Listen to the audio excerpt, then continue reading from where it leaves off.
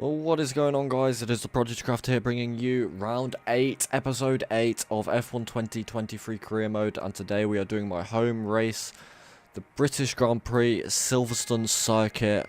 Let's get straight into FP1, or should I say FP2, considering FP1 was completely rained off.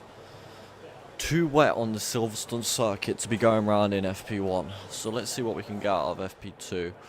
We'll go on a race strategy program straight away and see what we can get done. Don't push the car just yet. Track is still green. Try to take it easy for the first couple of laps.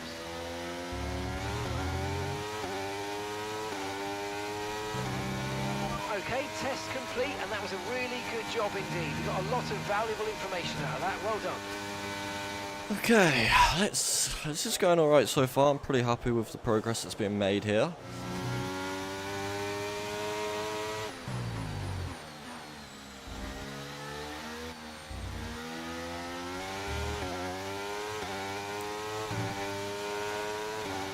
Program complete and a job well done. Thank you, mate. Some excellent data with that run, so come on back to the garage and I can take you through the numbers. The session has drawn to a close, so let's review our top three. Russell, Fernando Alonso, and Jackson. What an incredible practice session that was. But the fun doesn't stop here though. Join us again as the rest of the weekend unfolds. Right, let's jump straight into qualifying, shall we?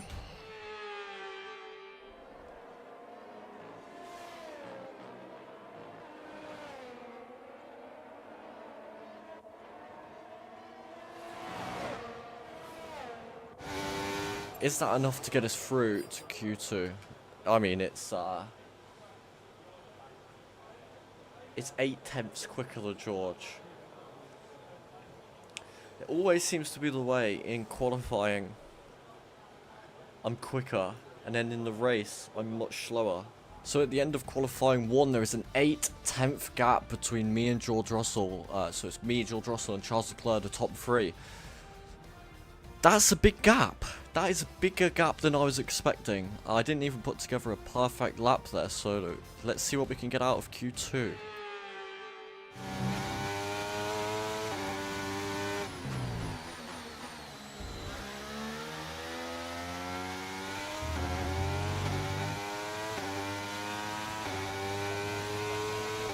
Two tenths quicker than my Q1 lap, 1:26.4.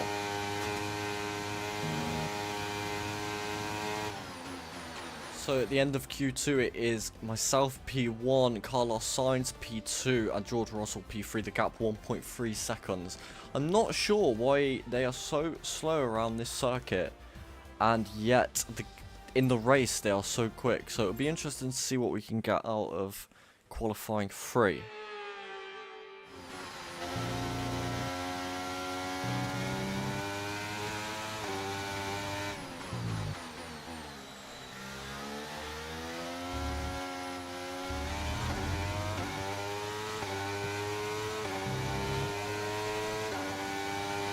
One 1:26.8.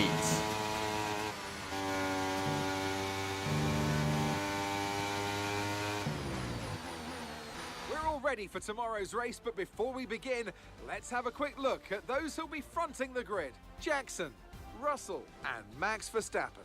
With qualifying wrapped up now, we have our grid lineup for the big race tomorrow. Be sure to join us then for what will no doubt be a fantastic race.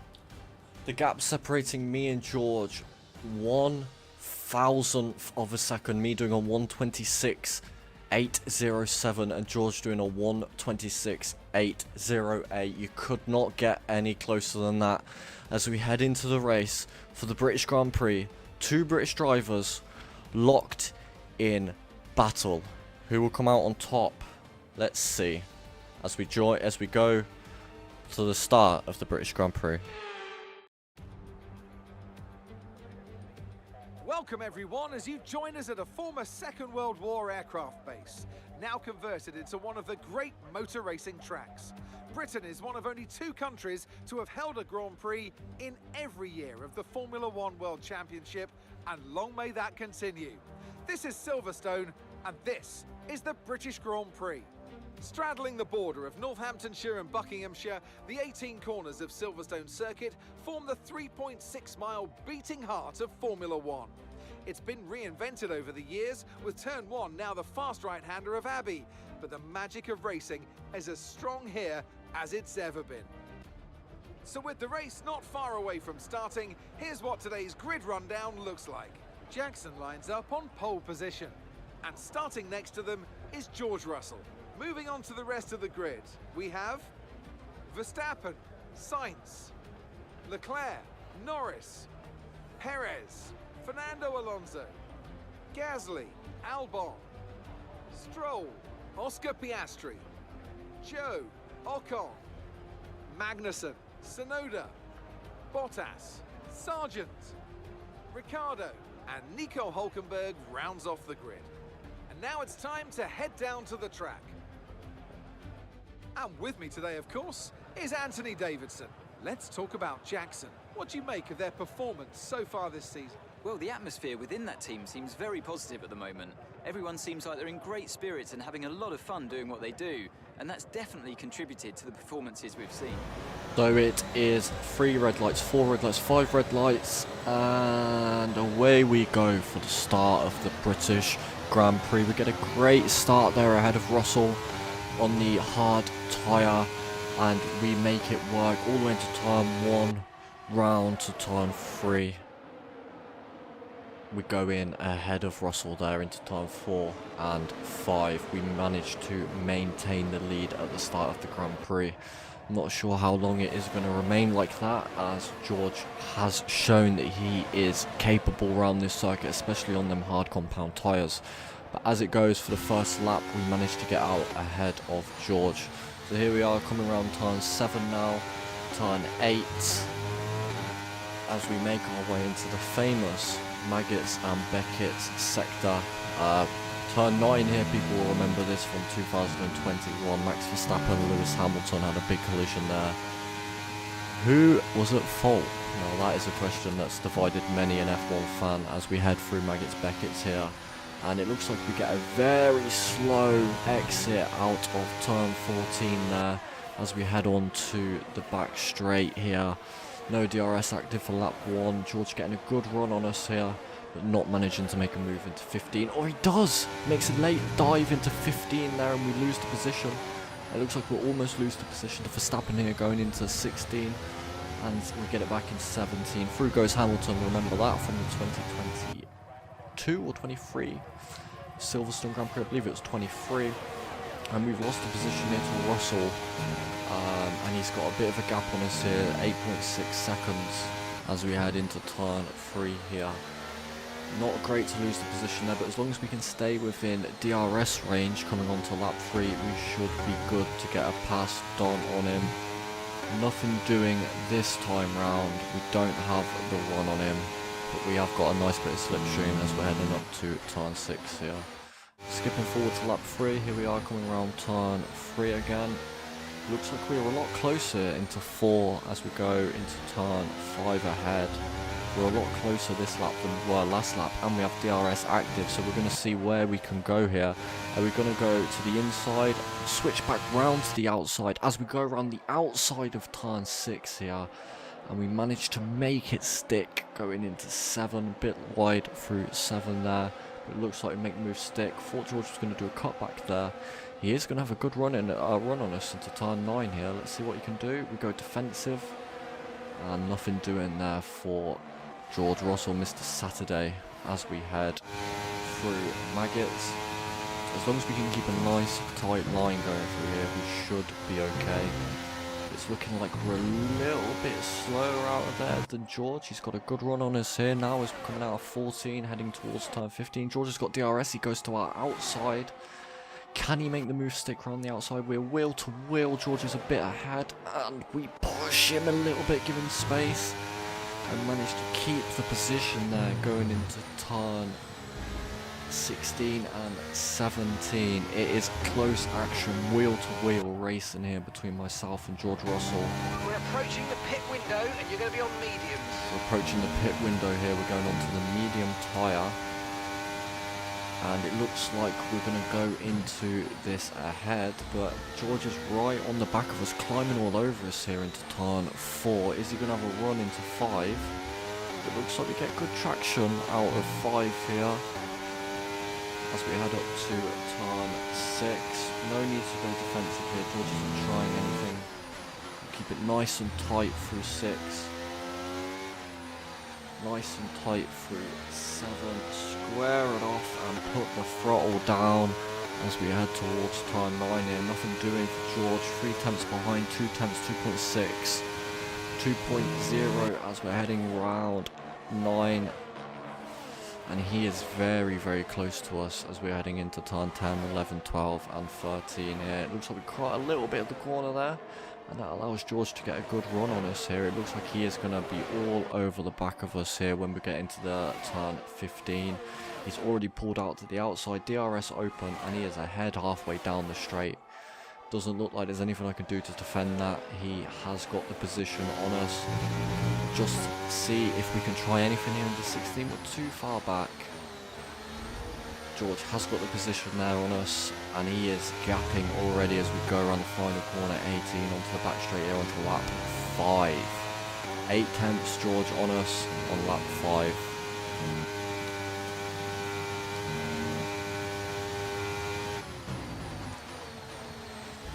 Here we are going on to lap 6 now. We're going into the pits for our mandatory pit stop.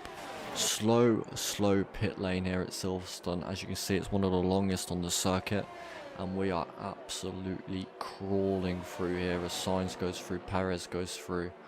Verstappen behind us on the road, so's Leclerc, and looks like an Aston Martin there. Nice quick stop we want here. We don't want to be held up by anyone, and we're held up by the McLaren of Lando Norris. We managed to get out ahead of the behind the Aston there, and ahead of Verstappen and Leclerc. So now it's all about how I could switch these tyres on the outlap to see if we can get the undercut done on George as we head into lap 8. So we need a nice solid outlap here on the medium tyres. We're going to see what we can do here. As we go on lap 8, we're coming round turn 1, 2, and we have got the undercut done on George. He's gone onto the soft compound tyres.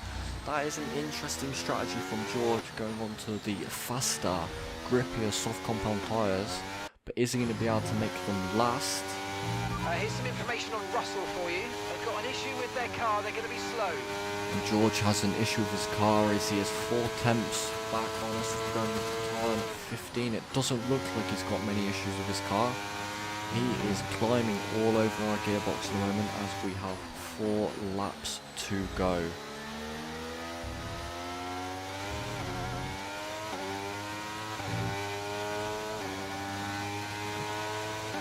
Yeah, gonna be slow. Sets fastest lap of the race. Yep, I agree.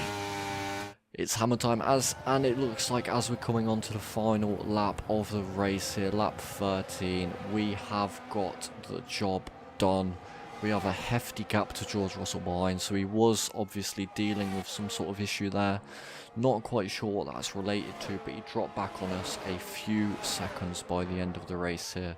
So as we're coming around Maggots and Beckett's on the final lap here, round turn 14, as we go down all the way down the long straight into 15, as we're coming back on our victory lap on the British Grand Prix here. It was a stressful race, a lot of wheel-to-wheel racing, but it looks like we got the job done on Russell here, and we're going to be very happy with that result as we climb the drivers' table.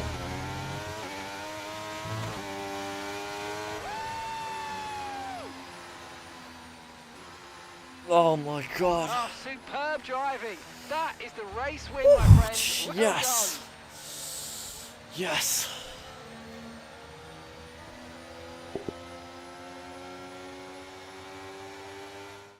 Well, they've done a brilliant job, I must say, under some intense pressure to take a well-earned victory here at the British Grand Prix.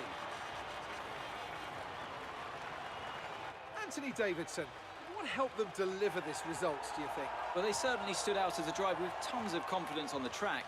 I think their ability to keep their cool, even during some of the more hectic parts of the race, meant they were able to capitalise on the mistakes of other drivers, giving them the opportunity to make their way to the top spot with ease.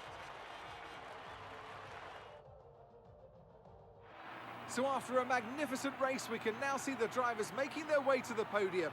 Once again, it's the Silver Arrows who take the top spot, a well-earned victory for Mercedes.